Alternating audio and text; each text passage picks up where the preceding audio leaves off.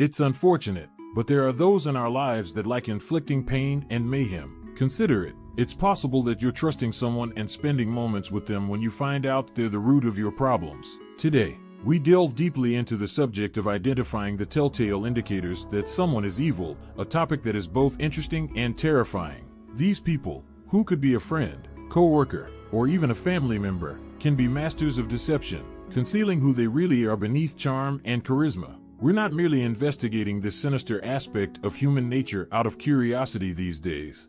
Knowing these signals can significantly alter one's life. The Stoics held that morality and reason should be the guiding principles of one's life and that perception has great influence. Adhering to the Stoic values of knowledge and self-control, we can safeguard our mental well-being and foster more positive relationships by recognizing and comprehending these detrimental characteristics. Join us as we explore these 5 red flags of a bad individual. By the time this video ends, you'll know how to recognize these behaviors more easily and have useful strategies for protecting your well-being and mental health. And if you value what we're doing here, I kindly ask that you do me a favor by clicking the subscribe button. Please don't skip the video at any point. You won't want to skip our exclusive extra part, in which I'll give you my tried and true method for establishing solid limits with these people. Together, let's set out on this path to resilience and self-awareness. 1. Initially charming and endearing, it's crucial to keep in mind that outside appearances can be deceiving when discussing individuals who initially strike us as pleasant and captivating. These people frequently have a way of illuminating a space and giving everyone in it a sense of worth and specialness. They have the perfect words to say to give you the impression that you have just met your new best friend. They appear to be the ideal person at first glance, intelligent, charming, and genuinely interested in your life. It's simple to fall victim to their allure and believe you've found someone genuinely exceptional. But the Stoics urge us to see past appearances and pursue the truth via reason and observation. You may begin to see small fissures in their facade over time, perhaps in social situations. They always have to be the center of attention and cast a shadow over others. They could interrupt you, talk over you, or even gently make fun of you in front of other people.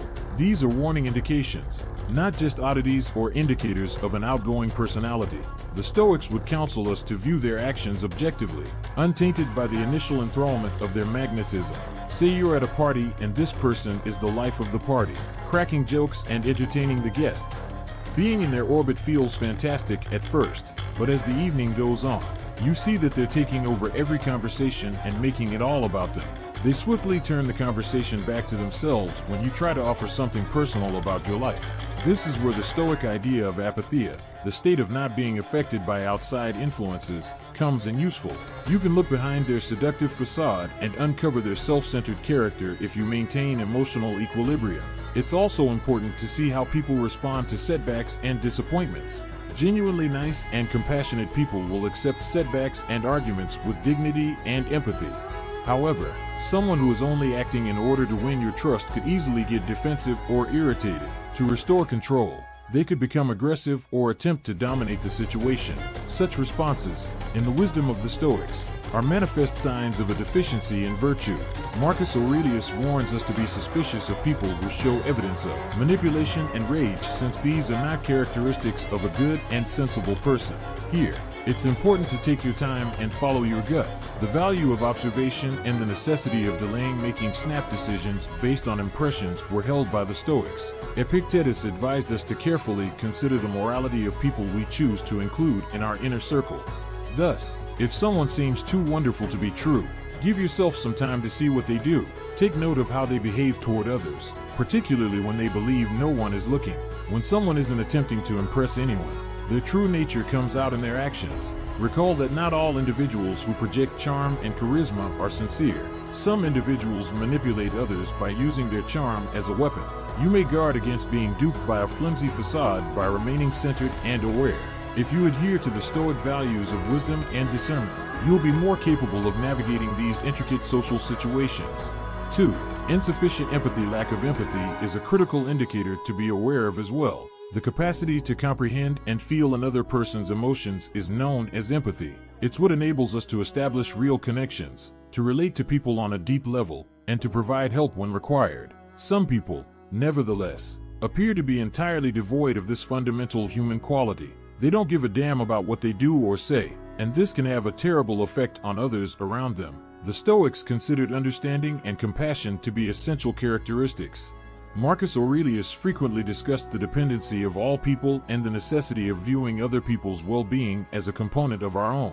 Therefore, it raises severe concerns when we come across someone who exhibits a flagrant disdain for the feelings of others. Consider that you are confiding in a buddy about something really intimate in the hopes of receiving support or empathy. Rather than demonstrating true empathy, they dismiss your emotions or even make fun of your susceptibility. Being devoid of empathy can lead to feelings of loneliness and misunderstanding. It goes deeper than simply them abandoning you when things get hard. It also has to do with their inability to rejoice with you or acknowledge your accomplishments.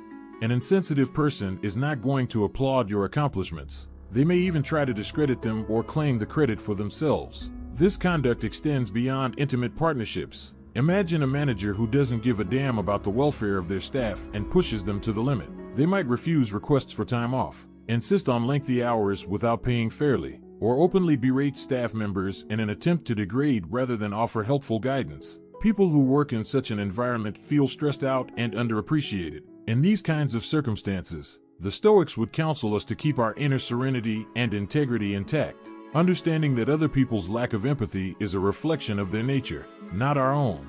In addition, a lack of empathy may give rise to darker actions. Individuals who are unable to feel empathy for others may act in a callous or regretless manner. Without giving it a second thought, they might lie, cheat, or even hurt someone physically. Seneca, the Stoic philosopher, taught that our deeds should always be a reflection of our inner virtue and emphasized the value of kindness and fairness. Someone is essentially cut off from these ideals when they lack empathy. Smaller, daily exchanges also reveal a lack of empathy. The Stoics would remind us to be watchful and discerning, understanding that these small signs are indicative of a person's true character. If you find yourself dealing with someone who consistently lacks empathy, it's important to set boundaries to protect your own mental and emotional health. For example, you might notice that someone interrupts conversations to talk about themselves, shows little interest in what others have to say, or fails to offer help when it's clearly needed. These might seem like minor annoyances at first, but they add up to a pattern of behavior that reveals a deeper issue. The Stoics held that preserving our own well-being was crucial, and that we shouldn't let other people's negativity disrupt our tranquility. It is your right to keep your distance from people who deplete and depress you. Manipulation is number 3. Manipulation is another telltale characteristic of an evil individual. When someone manipulates another person to achieve their goals by trickery or sly means, they are engaging in manipulation. It's a tactful, frequently sneaky action that can do a great deal of harm to people who are targeted. Manipulators are adept at contorting circumstances, leading you to doubt truth, and weakening your will to serve their purposes. This may make you feel uncertain of your own judgment, helpless, and perplexed. Let us consider manipulation from a Stoic viewpoint. The capacity to perceive things objectively and with clarity of mind were highly prized by the Stoics. They instilled in us the values of maintaining our integrity in the face of outside pressure and grounding our perceptions in reality. When someone tries to manipulate you, they are trying to skew your reality and impair your ability to adhere to these Stoic principles. Gaslighting is a typical tactic used by manipulators to cast doubt on their victim's memory, perception, or sanity. They could misrepresent what happened or distort your words and deeds to put the blame on you. As an illustration, suppose you approach a friend about something unpleasant they said. Rather than accept it, they could even accuse you of being overly sensitive or remembering things incorrectly. This could undermine your self-assurance and turn you dependent on the manipulator's interpretation of events. A skilled manipulator can easily pull off a victim role. They could make you feel guilty for their happiness or well-being, which would force you to do things you don't want to. Perhaps you have a friend who is always whining to you about their issues and expecting you to come to their aid, but they never seem to be there for you back. They could make you feel obliged to comply by saying things like, "If you were really my friend, you'd do this for me." The Stoics, and Epictetus in particular, stress the need of realizing what is and is not under our control. Only how we react to others' behaviors and emotions is within our control. Think about how a manipulator could use charm or flattery to gain what they want. Initially, this may feel really good. They could make you feel unique and flatter you profusely.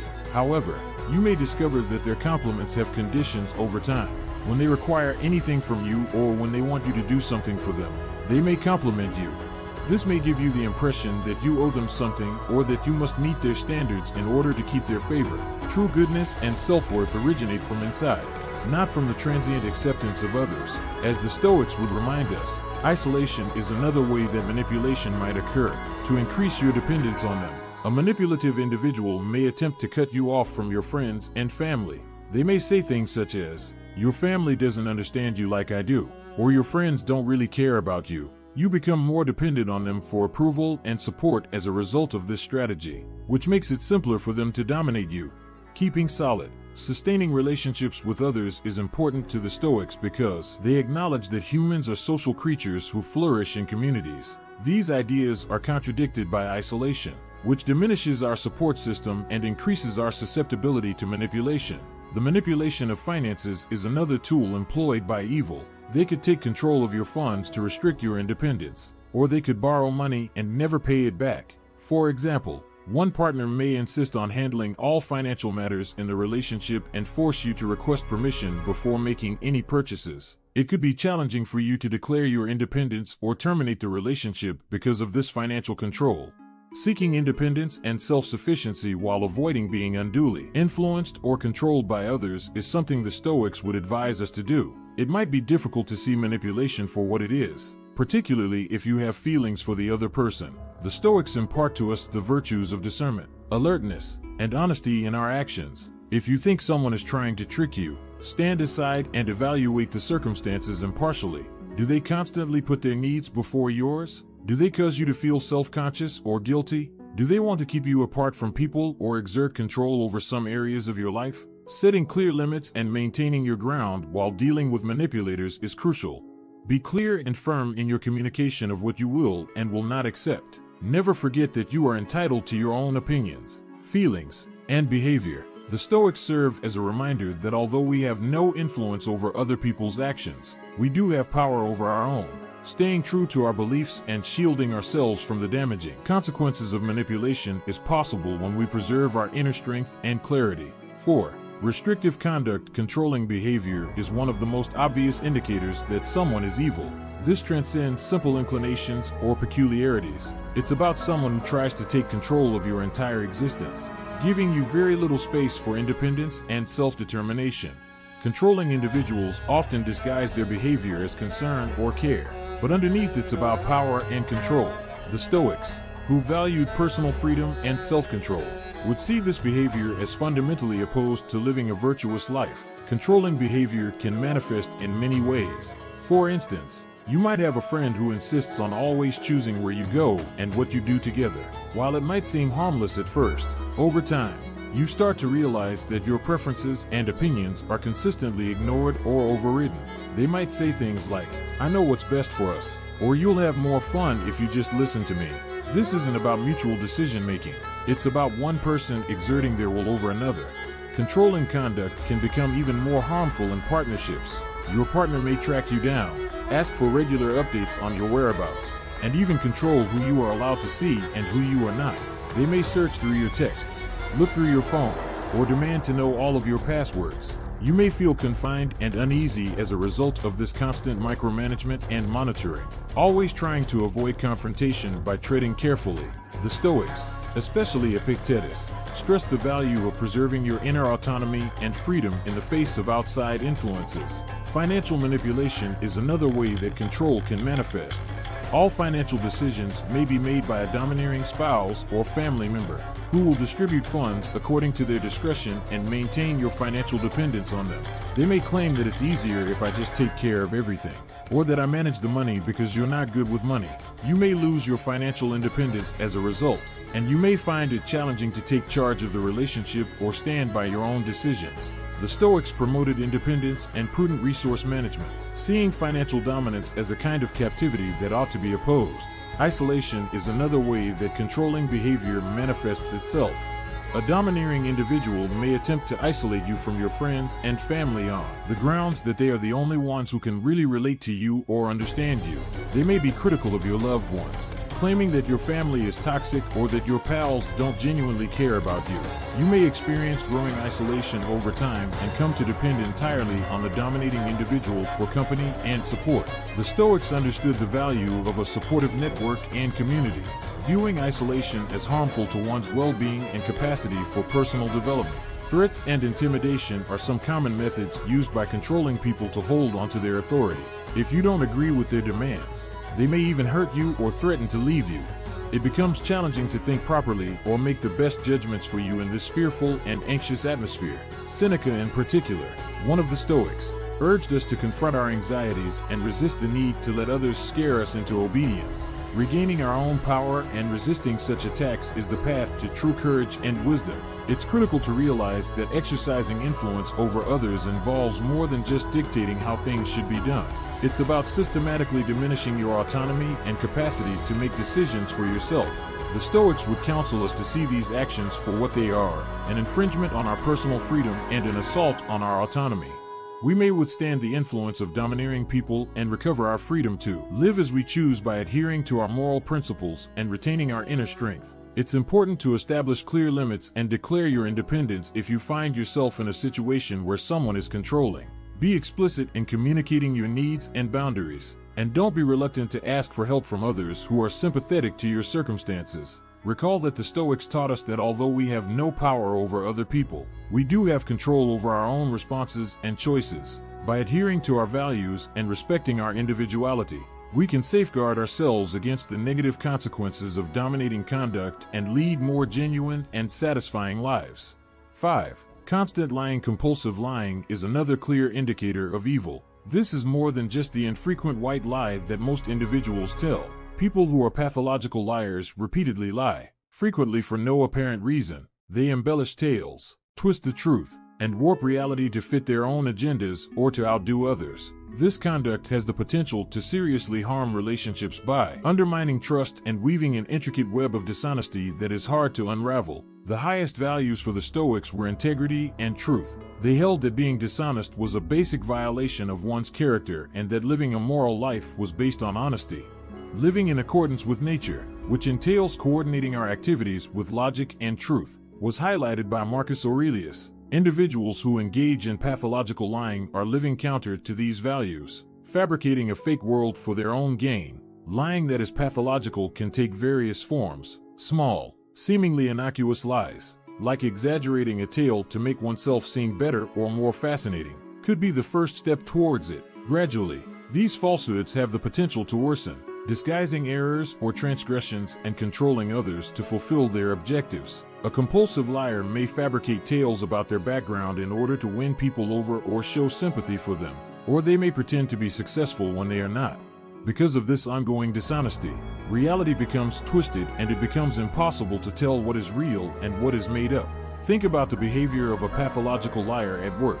To undermine them, they can fabricate their credentials, overstate how much they contributed to projects, or disseminate untrue stories about coworkers. People may become distrustful of one another and live in a poisonous atmosphere where they are never sure who to trust. The Stoics would counsel us to hold fast to our own moral principles and not let the dishonest acts of others affect us. Epictetus advised us to ignore the dishonesty of others around us and concentrate on our own ideas and deeds, which we can control. Even more damaging is pathological lying in interpersonal interactions. Consider being in a relationship with someone who makes up stories about their past, present, or feelings on a regular basis. You may get uncomfortable, insecure, and start doubting your own observations as a result of this behavior. The precise thing the liar wants is for you to start questioning your memory or your gut feeling. They take great pleasure in causing uncertainty and disarray, keeping you unbalanced so they can hold control. The Stoics would advise us to follow our own instincts and resist giving in to peer pressure. Seneca taught us that genuine serenity originates within and that we shouldn't let other people's dishonesty interfere with our inner calm.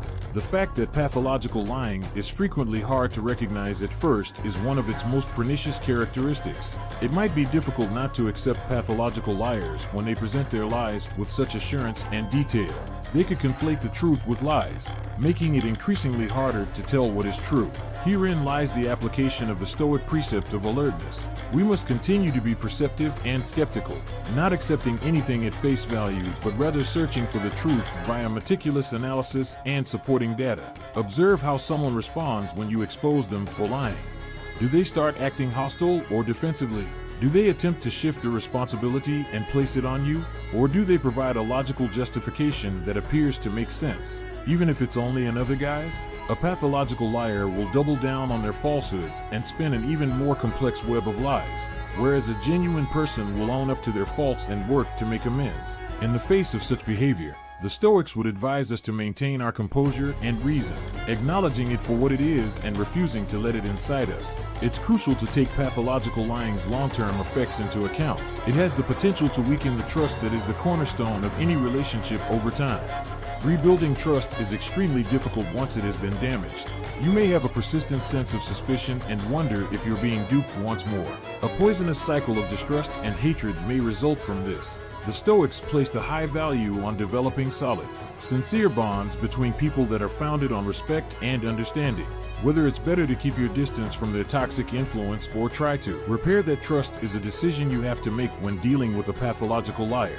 Protecting your own mental and emotional health and establishing clear boundaries are essential if you find yourself involved with a pathological liar. The Stoics would counsel us to stand by our own morals and convictions and not let the dishonesty of others bring us down. Make it clear what you will and will not put up with. And don't be scared to end a relationship or circumstance that is based on deception. Always keep in mind that keeping a relationship with someone who continuously deceives you is less essential than your integrity and peace of mind. Now, how can you keep your integrity and serenity while safeguarding yourself against these damaging actions? One of the most important things you can learn to do when dealing with toxic or challenging people is to set limits. Establishing boundaries in relationships is crucial for safeguarding your mental, emotional, and even physical health. Boundaries refer to what you will and won't tolerate in a partner. Boundary setting is viewed by the Stoics, who place a strong emphasis on inner serenity and personal purity, as a crucial habit for leading a moral and peaceful life. Above all, it's critical to understand that respecting yourself and making sure others respect you are the true goals of setting boundaries rather than being severe or cruel. Living in accordance with our genuine nature and maintaining self-respect were important concepts to the Stoics. You are protecting yourself and promoting better relationships with others when you establish limits. Clarity is essential when establishing limits. You must be very clear about the actions you will not put up with and convey this in an authoritative and straightforward manner. For example, you could respond, "I appreciate our friendship, but I won't tolerate being spoken to in a disrespectful manner." In response to a friend who often makes fun of you or puts you down, "I will have to step back if this keeps up." There is no possibility for misunderstanding with this straightforward approach. This type of open communication upholds respect and order in relationships. According to Stoic ideas, consistency is a key component of boundary setting. Setting limits once and expecting others to follow them without prompting is insufficient. Enforcing your limits regularly is necessary, even if it's challenging or uncomfortable. The value of self-control and tenacity is emphasized by the Stoics, especially Epictetus. By maintaining your limits consistently, you show respect for yourself and set an example for others. It's obvious that someone doesn't respect you or your limitations if they consistently step over them, and it might be time to reevaluate your relationship. It's crucial to keep in mind that establishing boundaries is a continuous process rather than an isolated event. It can be necessary to modify your limits as your relationships change. For example, in order to avoid burnout in the workplace, you may need to establish boundaries about your availability and workload. You could tell a coworker or superior, "I'm happy to help with this project, but I can't take on any more work at this time." The Stoics would counsel us to strike a balance between our responsibilities and avoid overcommitting ourselves to the expense of our health. Handling any pushback or resistance you may run into is one of the hardest parts of setting boundaries. Your newfound assertiveness may not go down well with individuals who are used to getting their way, especially those who have manipulative or controlling tendencies. They may respond in a hostile, guilt-tripping, or even outright defamatory manner. In the face of such difficulties, the Stoics advise us to maintain our composure and resolve. Marcus Aurelius talked about how crucial it is to keep our cool and resist giving in to the hurt feelings of other people.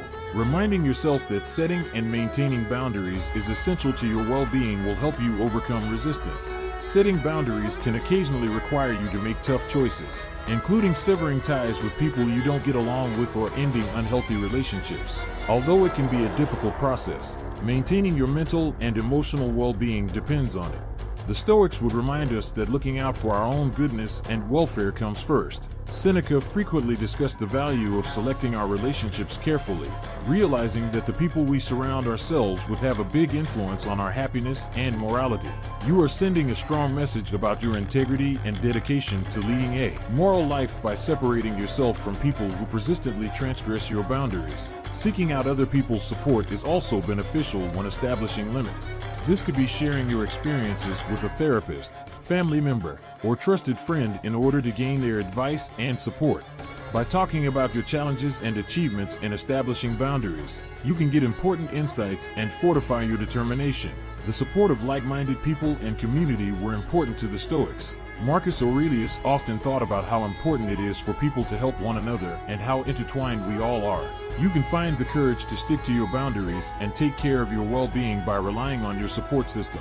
Furthermore, self-care is essential for establishing and upholding limits. This entails looking after your physical and emotional well-being, making time for yourself, and participating in enjoyable and relaxing activities. The foundation of a virtuous existence, according to the Stoics, is self-care. For instance, Epictetus stressed the importance of taking care of our own health in order to properly serve others and carry out our duties. Making self-care a priority helps spread the word that your health matters and should be protected. Recall that having boundaries is a sign of self-love and respect. It all comes down to appreciating your own worth and not letting anyone else take it away from you. The Stoics tell us that our worth is derived from our own deeds and integrity, not from other influences. You are living according to these principles and cultivating a life of resilience, virtue, and serenity by establishing and upholding limits. Never forget that no matter who tries to compromise your integrity or tranquility, it is worth defending. Establishing boundaries is a statement of your value as a person and your resolve to lead a moral life, not just a defensive tactic. I appreciate you being a part of Stoic Journal and coming to see me today. If this was useful to you, be sure to watch one of the recommended videos for additional information on the screen. Continue to be strong, wise, and true to who you are.